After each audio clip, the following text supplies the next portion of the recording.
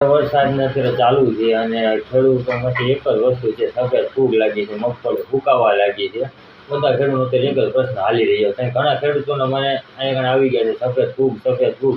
અને એ વખતે આપણે થોડા દિવસ ચાલતો પણ ત્યારે આપણે કોઈ દવાનો ઉપયોગ કરવાની ના પડતા, કેમ કે જમીનનો પૂરતો ભેજ નહોતો કે આપણે કોઈ દવાનો છંટકાવ કરીને રિઝલ્ટ મળે એવી કોઈ પોઝિશન નથી. પણ હમણાં વરસાદના કારણે આપણે ઓર્ગેનિક રીતે આપણે એનો રિઝલ્ટ મળી જાય એ રીતે બે પ્રકારની દવાઓ છે.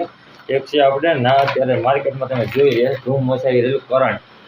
આનો ઉપયોગ આપણે ઓર્ગેનિક પ્રોડક્ટ છે. આનો ઉપયોગ આપણે માટી સાથે કે રેતી સાથે ભેળવીને મગફળીની અંદર આપણે ખાતરને કેમ આપતા હોય એ રીતે એનો છંટકાવ આપણે વેરી નાખવાનું, અથવા તો ઓરણીમાં વાવી શકાય છે. કે અમુક લોકોને ટપક હોય તો ટપકમાં આપણે પાઈ શકાય છે, કે ફુવારેથી આ ટપમાં આપણે ઓગાળીને એને આપણે આમ ધાર કરીએ કે બસ સ્પ્રેમાંની સાથે ધાર કરવી પડશે મૂળની બાજુમાં. અને આની સાથે છે ને માઇક્રા કરીને આવે છે, આ અંદર આપણે બેક્ટેરિયાને એક્ટિવ કરવા માટેની વસ્તુ છે. આ ભેળવ્યા પછી જ આ બેક્ટેરિયા કામ આપવાનું ચાલુ કરશે.